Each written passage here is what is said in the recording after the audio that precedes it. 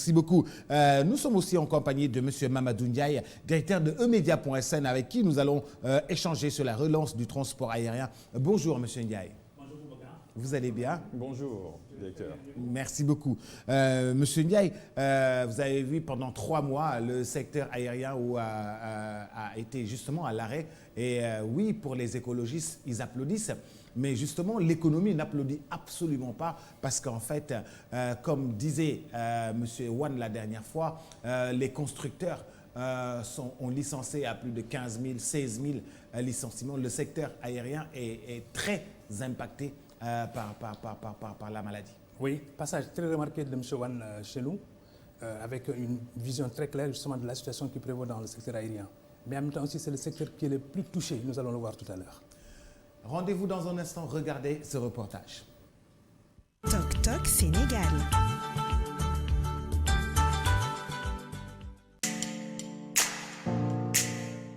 Dakar, hub international, reliant l'Afrique de l'Ouest au reste du monde, c'est l'objectif du président Macky Sall, une ambition loin d'être fortuite, car le secteur des transports aériens est un moteur de croissance pour une économie.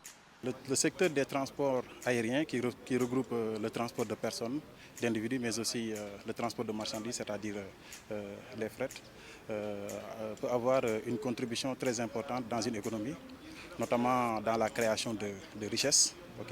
Au Sénégal, on sait que c'est un secteur qui contribue pour beaucoup, mais aussi dans la création d'emplois. Donc c'est un secteur à fort potentiel de création d'emplois. Lorsque par exemple on prend l'évaluation du plan d'action prioritaire du plan Sénégal émergent sur la période 2014-2018, on voit que c'est le secteur des services qui a contribué pour plus de 61% de la création de richesses au niveau national. Une position géostratégique, sa stabilité politique, une compagnie aérienne Air Sénégal ou encore un nouvel aéroport inauguré en décembre 2017, un ensemble de facteurs propices à la prospérité du secteur sénégalais des transports aériens.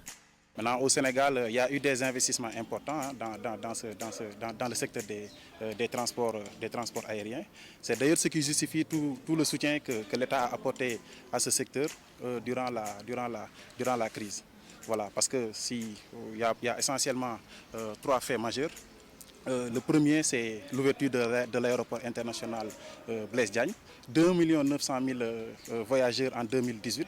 On est passé à 2 400 000 voyageurs en 2019 avec une projection de 3 millions de voyageurs pour 2020.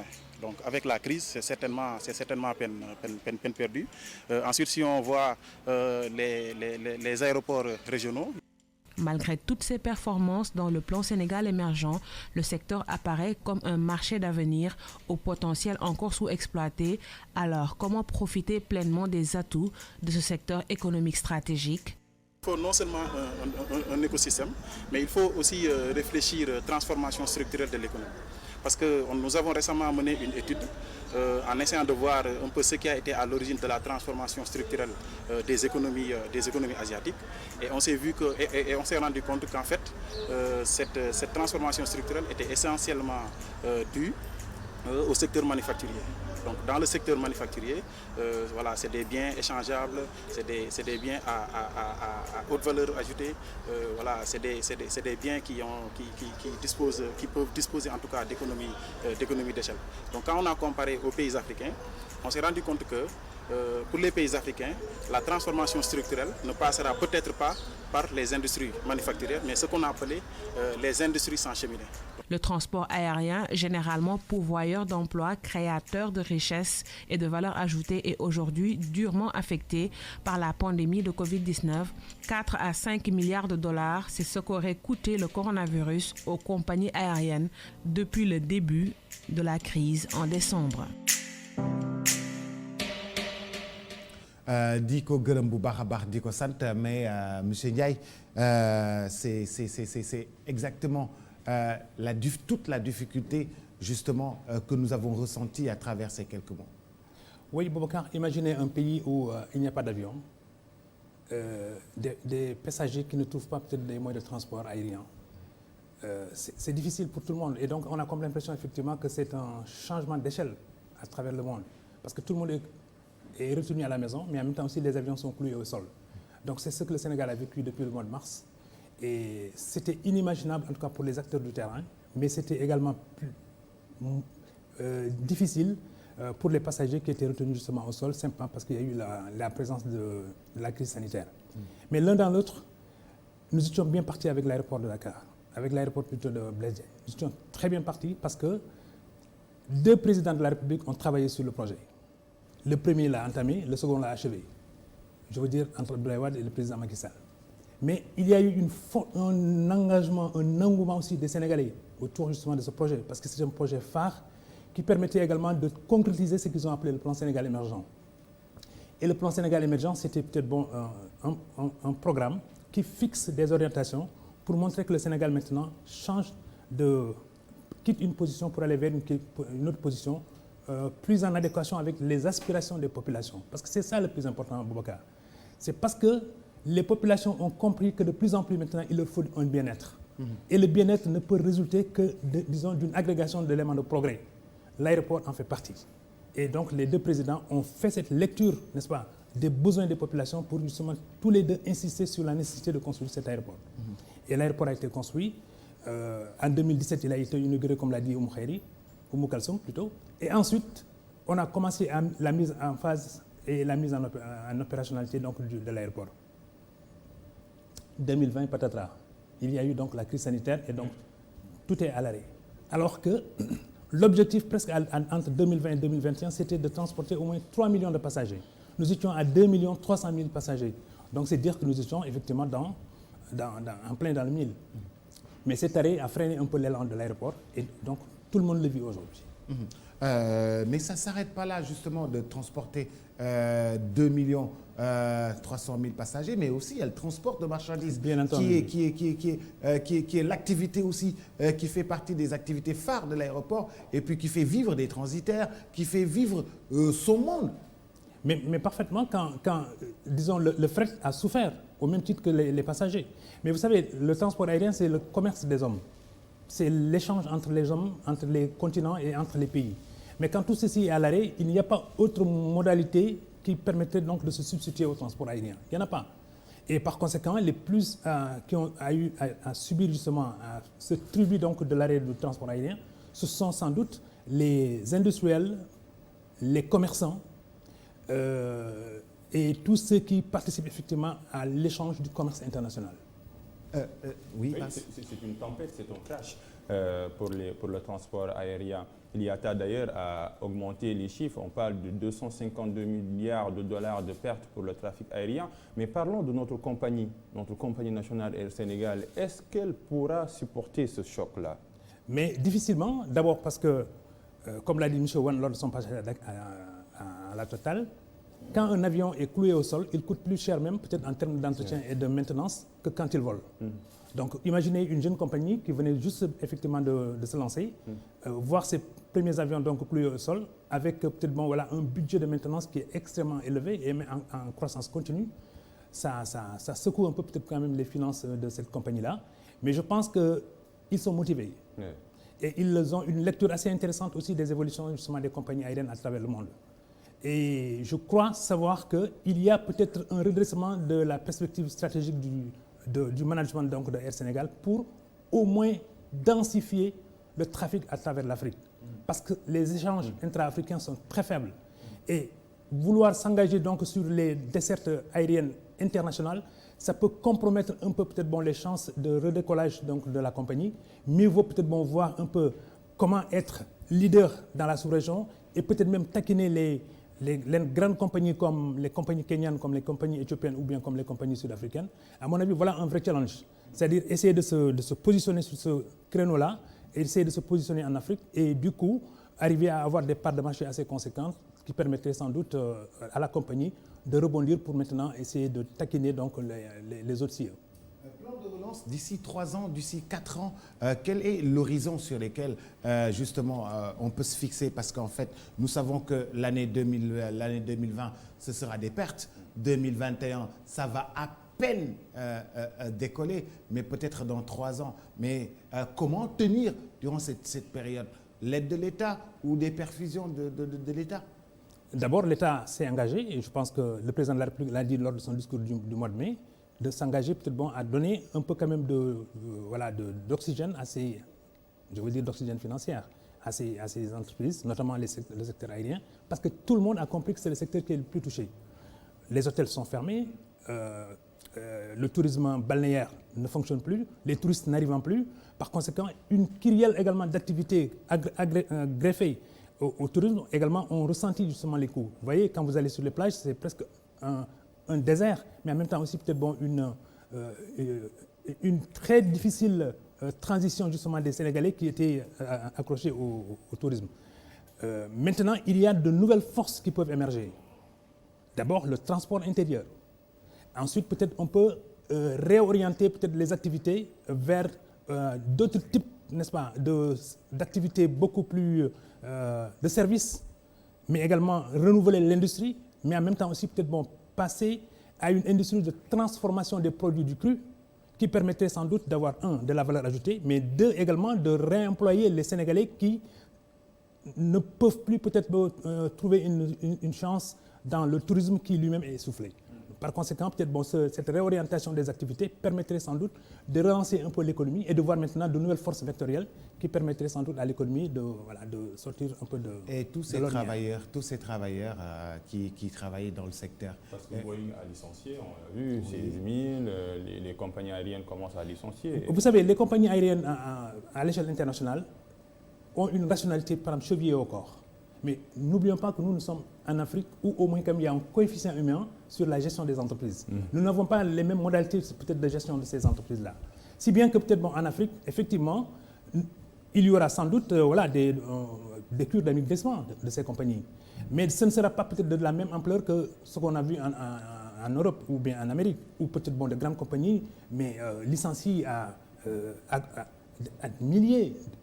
Par exemple, Boeing, c'est 19 000 employés qui sont... Et ensuite, parmi les ingénieurs les plus capés, les pilotes les plus capés en termes d'heures de vol, ce sont ces gens, justement, qu'on met sur la touche simplement parce que peut-être, le marché ne répond plus. Donc, cet aspect-là, vu sous l'angle européen, peut peut-être nous flipper, mais quand on revient au Sénégal et en Afrique, on doit peut-être intégrer la dimension africaine, la dimension peut-être de solidarité, mais la dimension sociale aussi. Parce que si on ne l'inclut pas, c'est à la limite même une désarticulation de la société qui va se produire, qui va être endurée. Tandis qu'en Europe, peut-être il y a une kyrielle de couverture sociale, de couverture technique qui permettent peut-être à un pilote de ligne, n'est-ce pas, de pouvoir rebondir et peut-être de résister un peu au choc, n'est-ce pas, du sous-emploi. Tandis qu'en Afrique, à mon avis, un employé qui est à l'arrêt, c'est une famille de 10 personnes. Et peut-être ces 10 personnes également, peut-être il y en a d'autres également qui en dépendaient. Vous voyez un peu peut-être la chaîne de solidarité qu'il y a en Afrique. S'il y a un emploi qui part, à mon avis, peut-être c'est un pan de la société également qui est désarticulé. Merci pour cette réflexion. Nous revenons en Wolof, justement pour analyser un peu, réfléchir un peu sur justement le secteur aérien avec M. Ndiaye dans Economia. Rendez-vous dans un instant. Toc Toc Sénégal. Monsieur Mamadou Ndiaye moom mooy directeur u site bi di emedia.sn moom di yëngu bu baax tey bind tey xalaat ci économie Mamadou Ndiaye ñoo ngi lay nuyu di la siyaare. Boubacar di la nuyu. Monsieur Ndiaye gis nañu ni di nga xam ni moom moo di maanaam secteur maanaam aérien maanaam fi nga xam ne mooy avion yeeg ñi koy liggéey ak ñiy liggéey autour yëpp daanaka dañoo taxaw depuis le mois de mars. mu nekk jafe-jafe bu mag ci ñoom mu nekk jafe-jafe boo xam ni yombul fu mu nekk nii te yaakaar nañu ni sax société yu mag yi nga xam ne ñoo nekk Europe yëpp dàq nañu ñi ay junni nit waaye ñun ñoo ngi toog ne tekk ci li wér Boubacar maa ngi leen di nuyu yow Pape Alioune Boubacar xam nga wolof Ndiaye doon na ne sax ku dul tukki du xam fu dëkk neexee nga xëy ñu ne la réew lëmm amul kenn koy tukki xam nga loolu musiba la ñu ne nag continent lëmm wala adduna bi ci boppam sax xëy na peut-être ñi ciy tukki ñu néew la waaye loolu amul lu ko waral lu dul par exemple mbas mi ñuy dund nii. moom moo waral ku nekk ñun la toogal sa kër. desal sa kër naam sax baat bi tegginuwul waaye peut-être moom la ñuy dund léegi. ndax ku nekk peut-être voilà pour mën a mucc ci mbas mi ku nekk dafa ne peut-être voilà toog këram moo koy ci muccal mais avion yi ak transport aérien yi ak aéroport yi ñoom ñoo gën a dund métit bi ñoom ñoo ko gën a dund.